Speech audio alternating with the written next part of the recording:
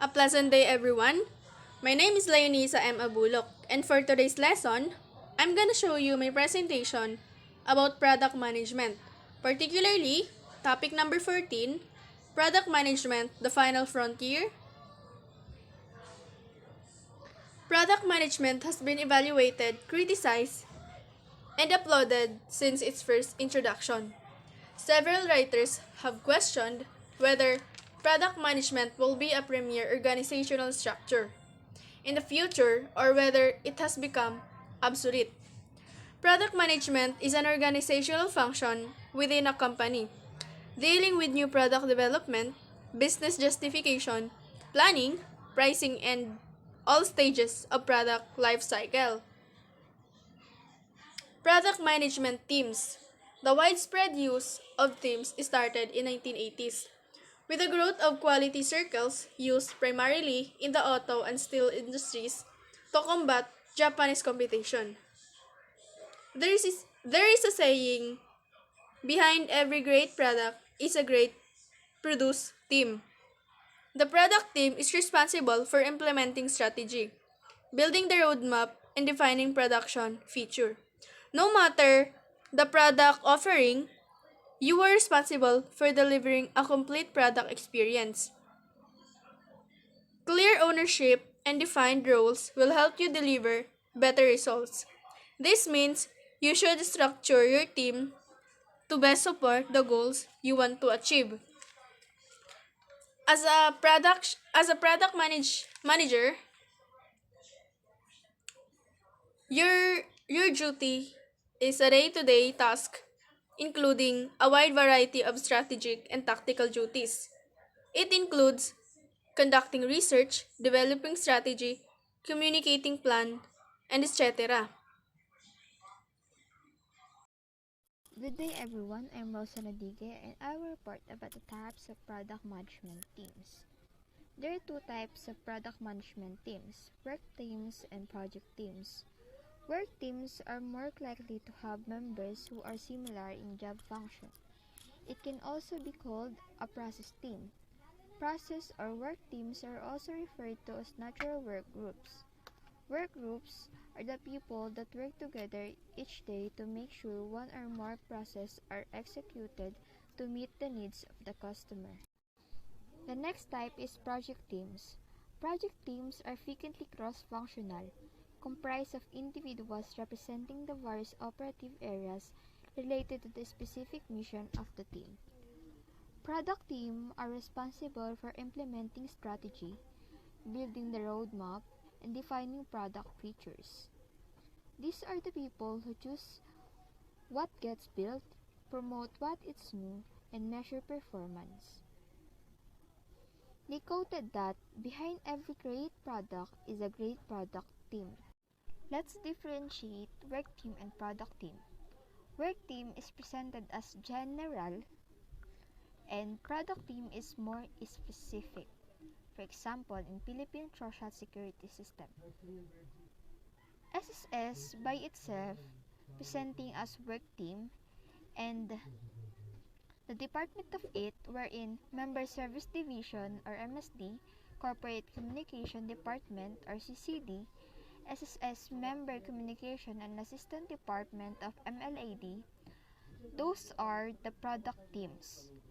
SSS divide their employees based on their responsibilities.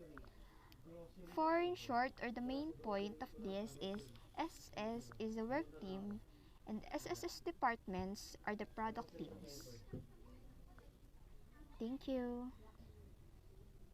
Product Management, the Final Frontier by Mercado, Veronica. First topic is more specialized focus. An introduction to what product management is, who does it and why. Product management is the job of looking after a specific product within a business. It's a role at the very heart of an organization that needs to balance the need to deliver value to your company with what customer want and what technically operationally possible. That means coming up with a product strategy, thinking about what to build, and working on how to market and sell the product. Given the growing responsibilities assigned to product manager, some companies are questioning whether there is simply too much for one individual to handle it. As a result, there has been a movement towards narrowing the focus of the product manager. Company or industry specific. Organized economic activity concerned with manufacture, extraction, and processing of raw materials or construction. It's owning a business that operates in specific industry means that you most likely have unique insurance needs. We provide highly specialized options for hospitality, manufacturing, craft, beverages, restaurant, and more. Next is fast-moving consumer goods or FMCG. These fast-moving consumer goods are products that sell quickly at relative low cost. These goods are also called consumer packaged goods. This is one more specialized focuses of a product managers because it have a short shelf life because of high consumer demand. For example, drinks and confections because they are perishable like meat, dairy product, and baked goods.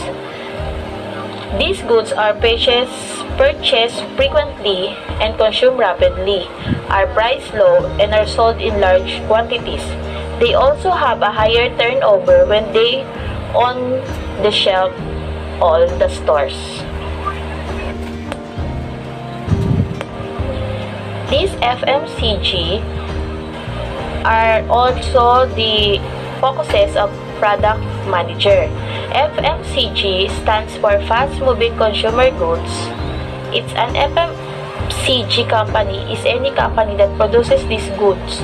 Well-known FMCG companies include Unilever, Nestle, and the Coca-Cola Company.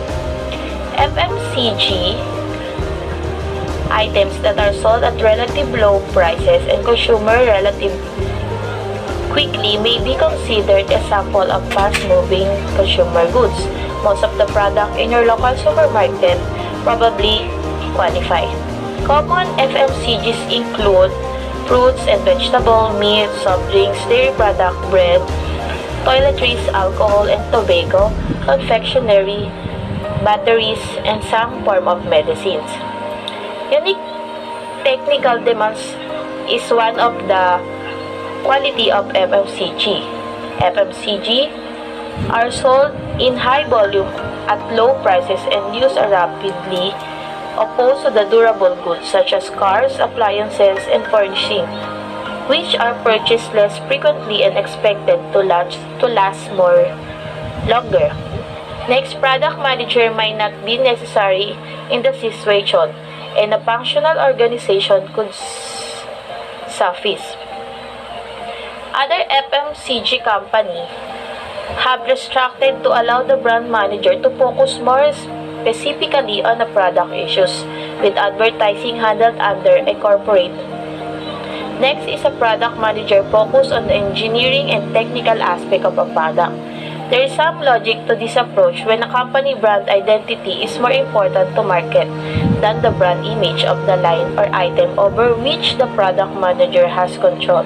However, unless the product has unique technical demands, product manager might not be necessary in this situation, and functional organization could suffice. Some highly technical companies have taken a similar route, having a product manager focus on the engineering and technical aspect of a product, with most marketing decisions handled by separate functions. In this case, the product manager may become a technical application expert with the job of helping the salespeople, while other individual is responsible for understanding the market and communicating problem benefits to them. Next is the business unit manager or BOM. A business unit manager oversees a business unit within their organization. They are responsible for preparing a budget as well as overseeing the creation and preparation of market report. These are the responsible for preparing a budget. First, a business unit manager oversees a business unit within their organization.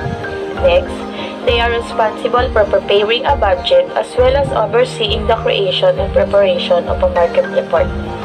Next, the business unit manager is responsible for planning, directing wholly or partly the administrative services of a company.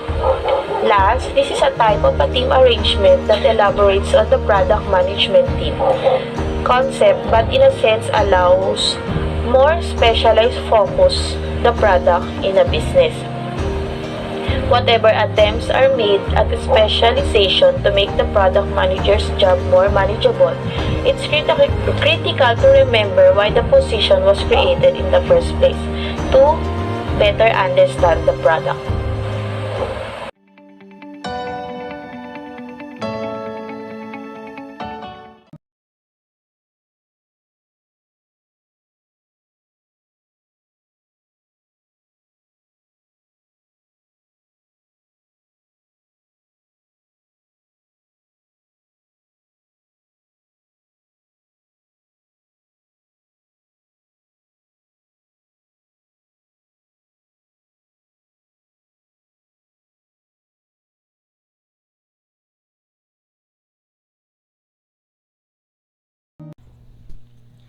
Good day, everyone. My name is Delfin, Lyka Mae of BSBA-MM2, and I will going to discuss the topic of other trends and the concluding remarks of the chapter 14 entitled The Final Frontier. Other trends. Two trends likely to impact to the future of product management, particularly in larger firms. First, growth of global mega brands. A major movement, pattern or trend emerging in the macro environment, an emerging force likely to have a significant impact on the kinds of products consumer will wish to buy in the foreseeable future. Second, dramatic metamorphosis of distribution channels and logistic management relate to the overall planning and organization around the movement, storage, and inventory controls of goods, whereas distribution is more related to the actual physical placement of the goods. What does what does this mean for the product managers? Many product managers will be challenged to understand market needs to their products beyond American borders. The transition for some companies will be minor if few changes are required to the product or its marketing.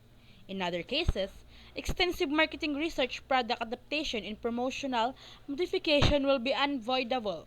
The product manager may also be required to work with company personnel located at plants or offices in other countries, sometimes coordinating virtual teams through the video conference, fax, and other electronic means. These cross-border business teams will be responsible for leveraging corporate capabilities throughout the world. Managers must realize the impact of distribution channel, both in and out of the company. In affecting the success of the product line, the implication for the product manager is the need to solicit input from a wider spectrum of customers, including suppliers, purchasing staff, and logistics, and also the transportation personnel. Concluding remarks. Product management is here to stay. The position is challenging, demanding, and rewarding. Product managers will be given more responsibilities as the challenges of going to the market increase. Some companies will experiment with the product management teams or a narrowing of job focused for product managers or a business unit approach. But the companies for whom the structure is the most successful will hire, groom, and empower product managers to create products in both internal integrity from a design perspective and external integrity from customer perspective. Regardless of the organizational changes product management goes through in the future, successful product managers will have a thorough understanding of a various segment within a market, including the global segment, and an understanding of the core competencies available to the company and the ability to leverage these competencies to meet market's needs. In other words, the product manager of the future will have the ability to attain customer satisfaction by serving as a cross-functional leader in the firm. That, and that would be all. And thank you.